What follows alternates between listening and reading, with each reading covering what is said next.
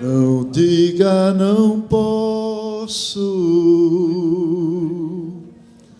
que não vai conseguir, que tudo acabou, que o sonho já passou, que vai desistir.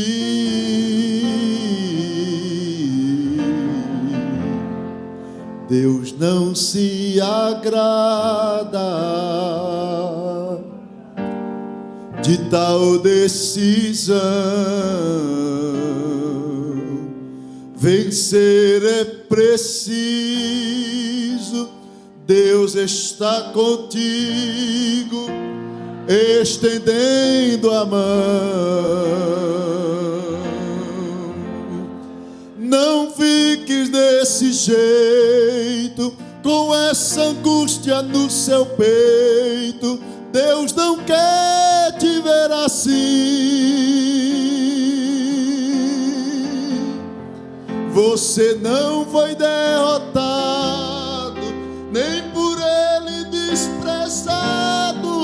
Toda prova tem um fim.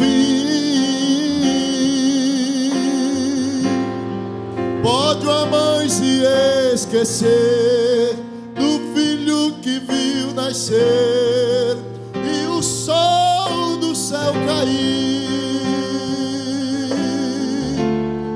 nem que o mundo vire o avesso, nem que o fim seja o começo. De você Deus não vai desistir.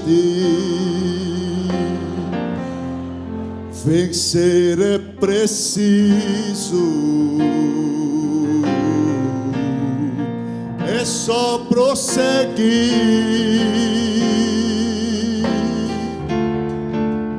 Deus está contigo e é por isso que eu lhe digo: você vai conseguir. Vencer é preciso, é só prosseguir.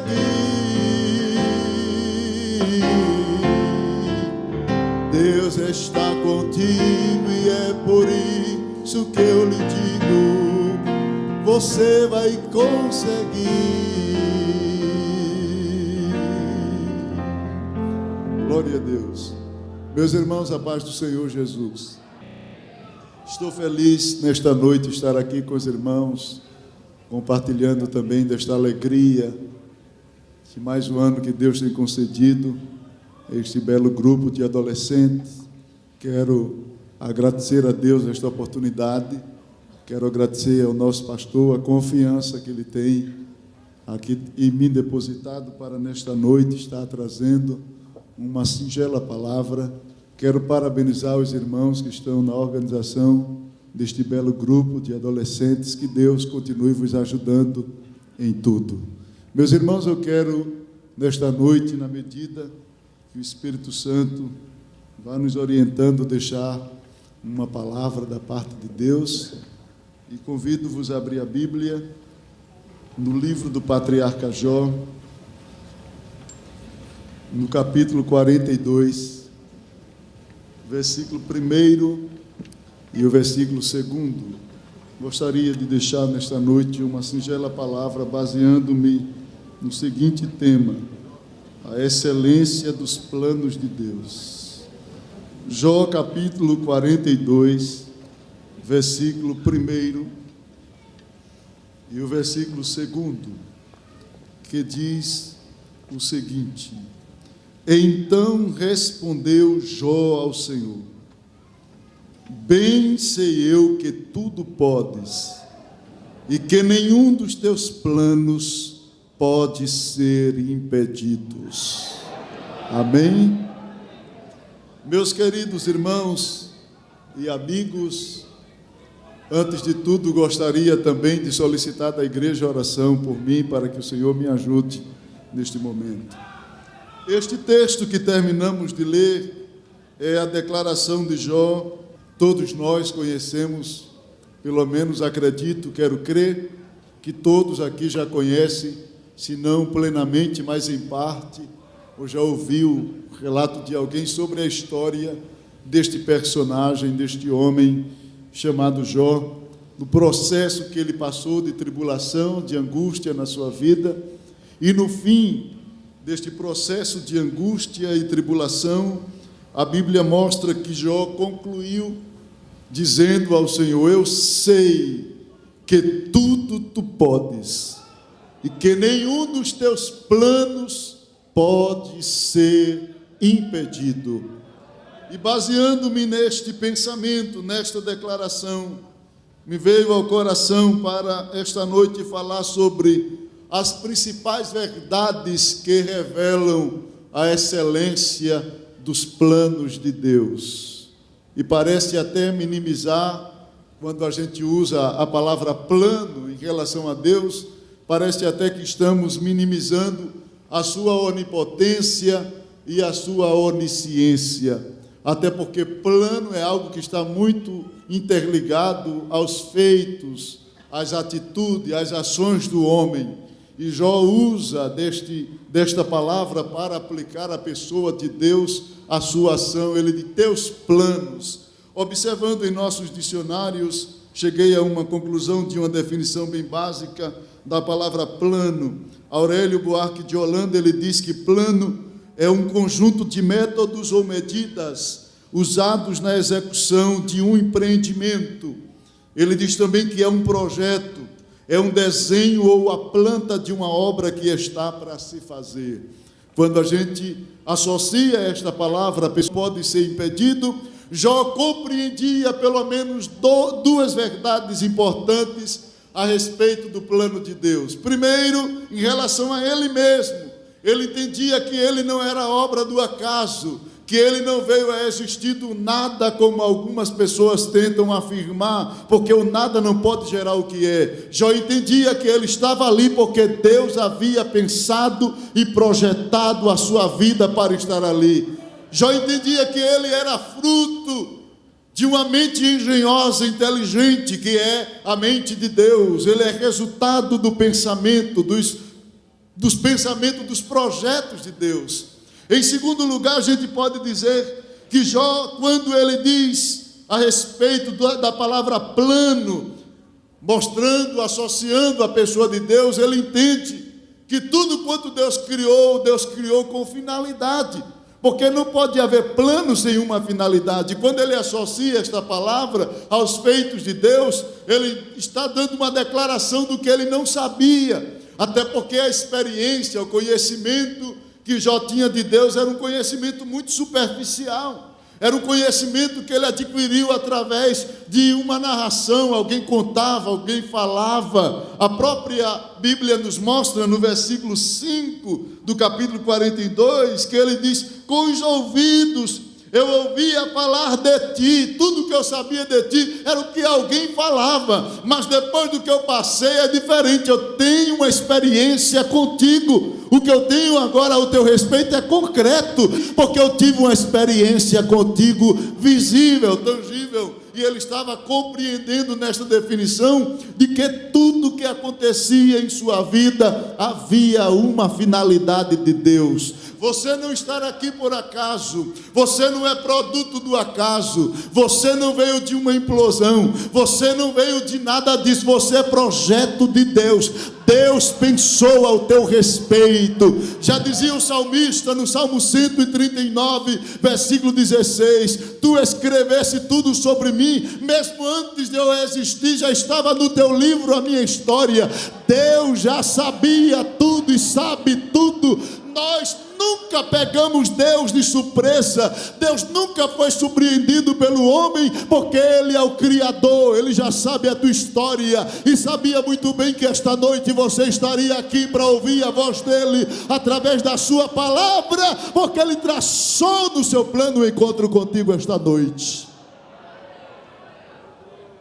Quando analisamos em detalhes à luz da Bíblia a respeito dos planos de Deus, nós vemos o quanto os projetos humanos são tão pobres, tão medíocres, diante daquilo que Deus pensa ao nosso respeito. E eu poderia esta noite mostrar pelo menos 3 verdades que revelam a excelência de Deus, ou a excelência dos planos de Deus. A primeira está no livro do profeta Isaías, no capítulo de número 55, no versículo de número 8 e o versículo de número 9. Isaías capítulo 55, versículo 8 e o versículo de número 9. É um texto muito lindo esse texto. Veja o que diz Isaías 55, 8 e 9. Ele diz: porque os meus pensamentos, isto aqui é o Senhor dizendo, porque os meus pensamentos não são os vossos pensamentos, nem os vossos caminhos, meus caminhos. E vem aqui a afirmação, diz o Senhor, porque assim como o céu é mais alto do que a terra, assim são os meus caminhos, mais alto do que os vossos caminhos, e os meus pensamentos mais alto do que os vossos pensamentos. Aqui vem uma declaração básica e muito clara da excelência dos planos de Deus. Deus está dizendo: o que você pensou para você é muito pobre diante daquilo que eu penso para você. O que você tem projetado para a sua vida é muito medíocre diante daquilo que eu projetei para a sua vida. Os planos de Deus estão além daquilo que você pode imaginar. É por isso que Ele é excelente, porque não cabe dentro da sua cabeça nem da minha cabeça. Quando a Bíblia diz que o que a gente pensa é muito baixo diante do que Deus pensa, que é muito alto, Deus está dizendo: o que eu pensei ao teu respeito não cabe dentro da tua cabeça.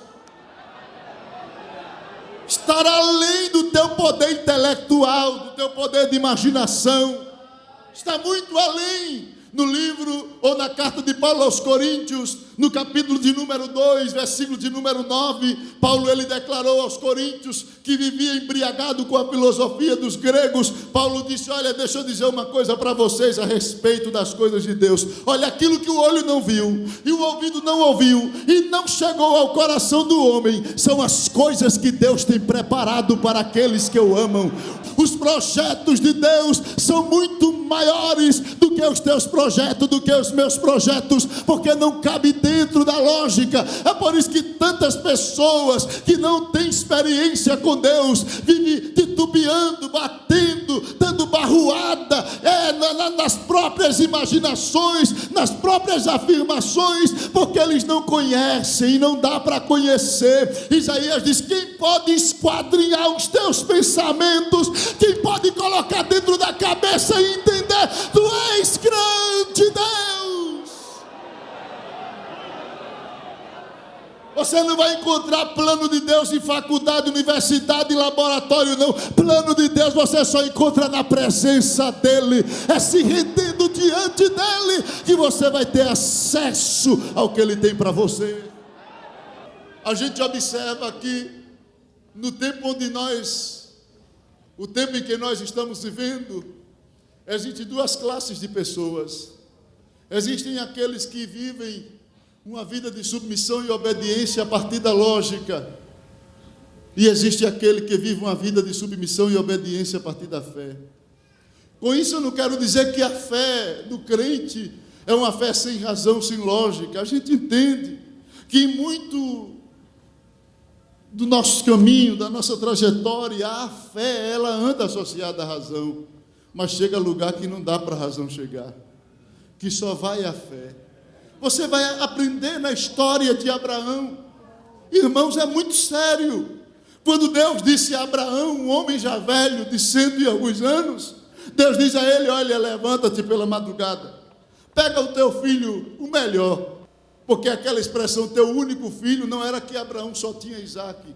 No original é o melhor dos teus filhos, porque ele já tinha Ismael. Mas Isaque era o filho da promessa. Aí Deus disse: eu quero o melhor, pega o melhor, levanta pela manhã e sobe, vai a um lugar que eu vou te mostrar e oferece Isaque em sacrifício a mim. E a Bíblia mostra que Abraão levantou-se pela manhã, chamou alguns servos e disse: me sigam, porque nós vamos oferecer um sacrifício ao Senhor. E ali estava Abraão, um exemplo daquele que obedece a partir da fé, e vinham os servos de Abraão como exemplo daqueles que obedecem a partir da lógica, aqueles que obedecem naquilo que entende, aquele que obedece a partir do que compreende, do que é testado pela razão. Mas a gente observa que quando eles foram andando, eu imagino, a Bíblia não diz, mas eu tenho a liberdade de imaginar, que Abraão ficou olhando para aqueles servos e disse assim: esses camaradas vão querer atrapalhar o que Deus tem para mim. Ele vai pensar, porque eu estou velho, estou caducando, e vão me segurar, não vão me deixar prestar o sacrifício que Deus está exigindo. Sabe uma coisa? Vocês fiquem aqui com o jumento, que eu vou lá em cima com o meu filho, e volto, eu vou adorar e volto. Sabe o que é que a gente aprende? É que quem obedece só a partir da lógica fica com o jumento, mas quem obedece a partir da fé, vai onde Deus quer, experimenta o milagre e desce alegre, sorrindo, dizendo: Deus é Deus de providência, porque os seus planos vão além daquilo que você pode imaginar. Aleluia, glória a Deus. Tem muitas coisas que não dá para entender. Tem muitos caminhos e lugares que Deus nos convida aí, que a gente fica pensando: como é, Senhor? Mas Ele faz como Abraão: sai sem saber para onde tu vai, porque eu vou te guiar. Vai! E você nunca sofre decepção com Deus. A segunda verdade que revela a excelência dos planos de Deus: Deus é muito inteligente.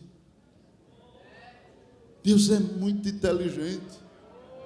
O argumento teleológico, ele mostra que Deus é um ser inteligente. Tudo quanto Deus criou, Deus ornamentou a beleza do céu, o azul, as estrelas, a diversidade dos pássaros. Tudo que Deus criou, que harmonia, que coisa tão linda. Quando paramos para observar, Deus é muito inteligente. E esse Deus que traçou um projeto para a nossa vida, que está acima daquilo que a gente pode entender, Ele sabe como é que realiza esse projeto. Deus conhece as nossas limitações, então Deus vai executando o seu projeto passo a passo. Se você abrir a Bíblia no livro de Provérbios, capítulo 4, versículo 18, você vai ver o que diz a Bíblia: porque a vereda do justo é como a luz da aurora, que vai brilhando mais,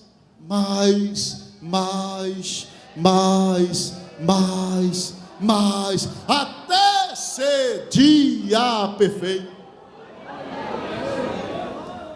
E esse processo não é porque falta capacidade de Deus fazer, é porque falta em nós poder de receber de uma só vez. Aí Deus respeita a nossa limitação e vai fazendo pouco a pouco, mais e mais, porque Ele conhece a nossa limitação. Deus sabe da nossa estrutura, disse o salmista. Ele conhece a nossa estrutura e lembra-se de que somos pó. Paulo, escrevendo à igreja lá em Filipos, capítulo 1, versículo 6: aquele que em vós começou a boa obra, aperfeiçoará. Isso é um processo. Ele vai trabalhando, até cumprir aquilo que Ele tem na minha e na tua vida. Excelente, porque Deus sabe como desenvolver o seu plano, como realizar este plano na nossa vida. Ele conhece as nossas limitações e sabe por que Deus vai fazendo pouco a pouco, ou mais e mais, porque Deus não quer que a gente saia do caminho da dependência. Ele poderia dizer a Abraão: Abraão, sai dessa terra e vai para aquela, mas ele sai de uma terra que eu vou te mostrar. E a Bíblia diz em Hebreus capítulo 11, versículo 8, que Abraão saiu pela fé, obedeceu, sem saber para onde ia. E por quê? Porque Deus sempre quer o homem assim: para onde? Aí Deus, entre aqui. Para onde? Entre ali. Para onde? Eu faço assim. Deus quer ver-nos sempre na dependência dEle, contando com Ele. É por isso que as coisas vão acontecendo pouco a pouco, na dependência. Eu posso observar nessa declaração bíblica de que nesta ação da inteligência de Deus, é muito importante a gente compreender que Deus, Ele une valor e utilidade para poder cumprir projeto na vida do crente. Deus não dá nada de valor sem que haja o princípio de utilidade. Deus sempre une valor e utilidade. Valor porque Deus não dá nada pirateado. Deus não dá nada do Paraguai. Eu não estou falando Paraguai do país, estou falando na linguagem popular que a gente conhece. Esse material barato. Deus não dá nada que seja barato. Para ninguém estar dizendo assim, que negócio mais ruim. Deus não dá nada assim não, irmão. O que Deus tem é tão excelente, porque quando Ele der, que concluir, você vai ver. Você vai ver como é que as pessoas vão ficar olhando. Eu digo sempre que é como um pai que deseja dar ao filho um presente, um sapato. Não estranho o que eu vou dizer, mas quando eu era criança eu usei muito sapato grande e cheio de papel higiênico dentro. E ficava escondendo meus pés por debaixo do banco, para os meninos não mangar, não zombar, não rir. Lá em casa, os irmãos sabem, eu sou de uma origem pobre, muito pobre. E minha mãe, para fazer aquela economia, fazia com que os meus irmãos mais velhos compravam sapato para ele e deixavam o dele para a gente. Aí mandava para o sapateiro, ele botava uma sola, enchia de brocha, e quando ele não batia bem, tinha aquelas pontinhas dentro do sapato assim. Era uma prova. E saíamos com o sapato engraxado, mas era um sapato muito grande, que eu era pequenininho, calçava o sapato do meu irmão cheio de papel higiênico. Eu quero dizer que Deus não faz isso não. Deus não dá sapato para ninguém ficar rindo de você. Deus cumpre os seus projetos com excelência. Isso faz parte da nossa história de aprendizagem. Aqui Deus permite tudo isso. Mas quando se trata de um projeto de Deus, exclusivamente de Deus, Deus não faz remendo, Deus não faz essas coisas, Deus não faz emenda, Deus não faz... Não, Deus quando entrega, irmãos, Ele pode até comprar um sapato grande, Ele pode até comprar um sapato bonito, de valor grande, e dizer a você assim, eu tenho algo para te dar, mas só vou te dar quando o teu pé crescer. Tem muita gente que não calça o que Deus tem porque ainda tem o pé pequeno, quer receber a bênção antes de tempo. Aí se Deus der, o povo vai mangar. Deus não quer que ninguém mangue de você não. Deus quer que o povo olhe e diga assim, que sapato é esse? Você vai dizer, foi papai que me deu, é algo que Deus me deu, é para deixar o povo admirado, porque Deus só faz o que é útil, o que é excelente na nossa vida.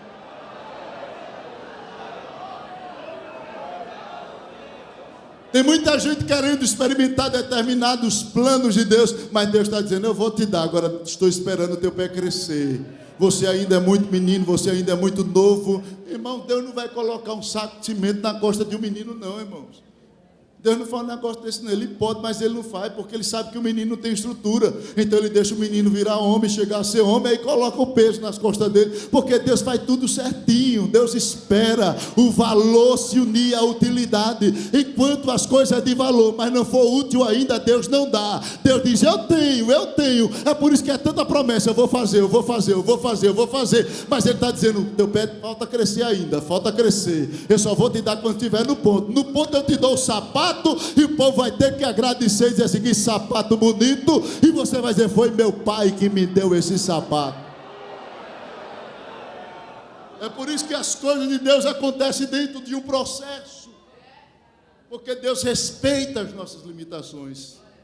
Mas tem algo importante que eu quero concluir agora, dizer de que os planos de Deus são excelentes, não só porque não cabem dentro da nossa cabeça, não é apenas porque Deus trabalha dentro de um processo, mas é porque Deus trabalha em interação com o próprio homem. Embora Jó esteja dizendo, nenhum dos teus planos pode ser impedido, ele não estava se excluindo da sua responsabilidade. Ele foi fiel, ele esperou, ele esteve lá, ele fez a sua parte. Porque os planos de Deus estão dentro de um princípio de interação. Eu vou citar aqui 2 versículos que pode servir diretamente como inferência, porque ele é referência do trabalho do crente na obra do Senhor. Mas você pode tomá-lo como inferência e ver este princípio. 1 Coríntios, capítulo de número 3, versículo de número 9. Primeira carta de Paulo aos Coríntios, capítulo de número 3, versículo de número 9. Veja o que diz a palavra do Senhor. Porque nós somos cooperadores de Deus. Vós sois lavoura de Deus e edifício de Deus. Veja 2 Coríntios capítulo 6, versículo 1. Segunda carta de Paulo aos Coríntios, capítulo 6, versículo 1. E nós, cooperando com ele, também vos exortamos a que não recebais a graça de Deus em vão. Observe que a colocação que o apóstolo Paulo faz é que a obra de Deus ela é feita com uma interação divina humana, numa parceria.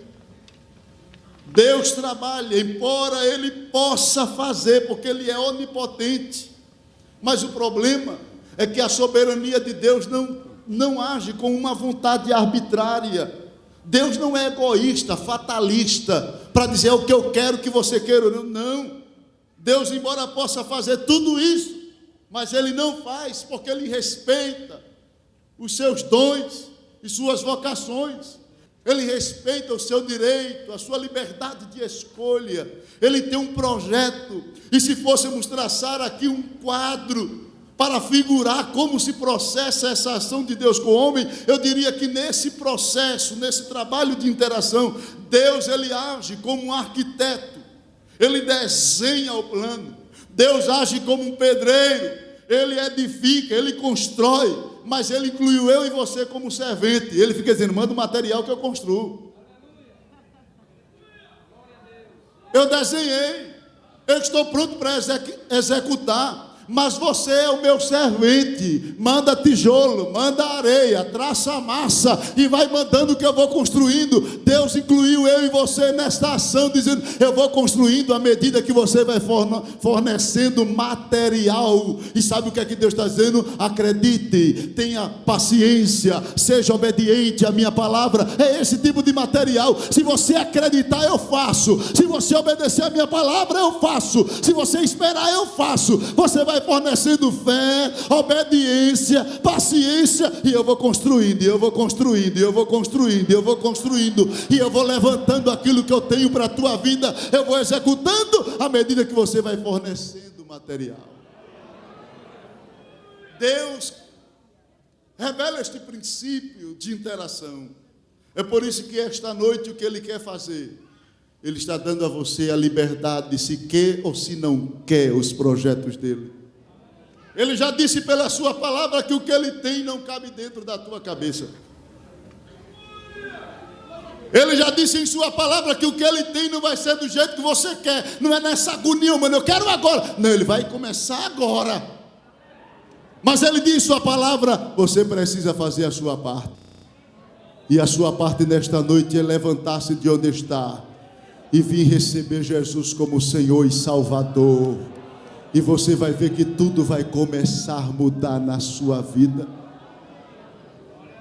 Alguém já disse que a ação de Deus em salvar o homem está baseada também nessa interação. O projeto da salvação foi feito, elaborado soberanamente, mas ele só é executado condicionalmente. Deus pensou e projetou a salvação e nenhum homem interferiu. E não interfere, não contribui neste pensamento. Agora, Deus só executa com condições. Alguém já figurou que Deus é como um homem ou um ser generoso que está disposto a abençoar alguém que está mendigando. E alguém já figurou o homem no pecado como alguém que precisa da paz, como alguém que precisa de alegria, como alguém que precisa de vitória. E Deus tem paz, Deus tem alegria. Então, pela graça, Deus estende o seu braço para dar, mas o homem, pela fé, estende o braço para alcançar. E a tua fé é que vai garantir nesta noite o projeto ser executado na tua vida. A graça de Deus, os braços da graça já estão estendidos. Eu posso sentir nesta noite e afirmar pela palavra de que a mão de Deus está estendida nesse lugar para salvar, para mudar a história, para entrar na tua família, restaurar a tua vida, restaurar os teus, fazer algo excelente. Agora falta você estender os seus braços, a fé. Eu creio, eu creio, eu creio, eu creio. E se você crê, você vem. E se você crê, você se decide abraçar Jesus. E se você crê, você diz: eu quero mudar radicalmente a partir de hoje. Aí Deus diz: então eu faço o que você não pode fazer. Eu gostaria de, nesta noite, nesta singela palavra, convidar você para abraçar os planos. Eu tenho certeza que o que Deus pensou ao teu respeito não é essa experiência de vida que você está tendo. Eu tenho certeza que o que Deus projetou para a tua vida não se resume neste estado de vida que você está vivendo. É por isso que hoje Deus marcou o encontro com você. Talvez você veio trazido, conduzido, foi convidado por alguém, mas tudo isso foi Deus dizendo: leva-o, porque hoje eu quero me comunicar, falar, dizer a esta vida de que há algo que não cabe dentro da cabeça dela, mas que cabe dentro do coração, se ele crê. Eu vou executar um plano excelente, para que tu saibas que eu sou Deus. Eu vou resolver os teus problemas, para que tu saibas que eu sou. Eu vou te tirar deste dilema. Eu vou acalmar os vendavais. Vou retroceder a tempestade. Vou te levantar, vou te abençoar, vou cumprir em ti minha vontade. Eu viro e saro,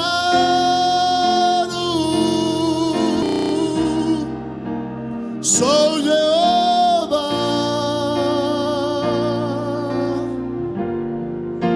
sou poderoso, operando eu, quem pedirá? Eu viro e saro, sou Jeová, sou poderoso, operando eu, quem pedirá? Só o teclado, por favor. Eu queria que você que está aqui nesta noite, venha a Cristo agora. Levante-se de onde você está. Venha agora em nome de Jesus. O diabo não tem vez na tua vida. Você faz parte do projeto de Deus. E esta noite é uma noite de experiência direta com o Senhor. Está vindo aqui, pode vir, venham, venham, venham, porque esta noite é noite de experiência com Deus. Para que tu vejas meu poder, eu vou transformar o teu coração e vou tomar conta de você. Vou te sustentar com as minhas mãos. Eu vou transformar tuas fraquezas. Escuta, você vai cantar, vai me glorificar e vai ser feliz como era antes. Eu viro e saro,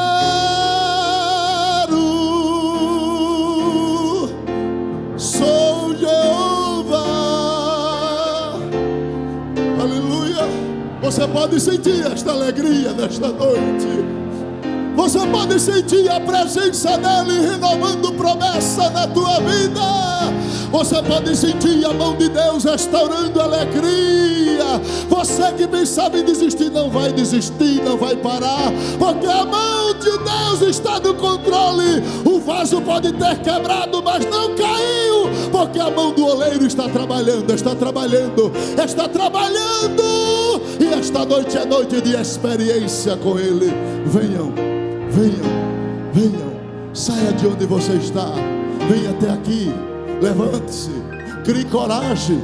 Você sabe que precisa mudar, e o segredo da tua vitória é Jesus, é Jesus, é Jesus. É Ele quem vai começar e é Ele quem vai concluir, porque a tua vida pertence a Ele. O diabo te iludiu até hoje, porque hoje Deus está dizendo: meu plano é maior, o meu plano é maior, o meu plano é excelente, está acima do que é bom e acima do ótimo. É excelente, é excelente, é excelente. Toca na pessoa que está do teu lado e diz: o plano de Deus é excelente.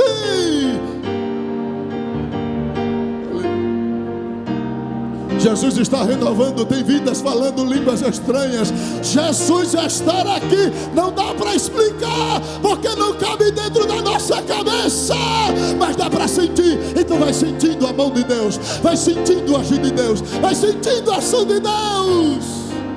Está vindo, está vindo, está vindo. Venha, venha, porque a mão de Deus está aqui, está vindo. Pode vir, levante-se, acredita. Vem trazer material para Deus começar a construir uma nova história na tua vida. Pode chorar, porque Jesus já estará aqui para consolar as tuas amarguras, as tuas aflições. A presença de Jesus muda. Está vindo, está vindo, está vindo, está vindo, está vindo. Pode vir, venha, venha mais. Venha mais. Esta noite é noite de experiência profunda com Deus. Esta noite é noite de começar a andar no caminho da fé. Tem coisa que você não vai entender, mas aceita, aceita, e você vai ver que Deus não vai te decepcionar, Deus não vai te frustrar. Você será surpreendido com este Deus que eu estou pregando. Venha, onde está? Venha. Eu aguardo você. Venha. Onde está mais uma vida? Isto. Levante. Saia do lugar onde você está e venha aqui.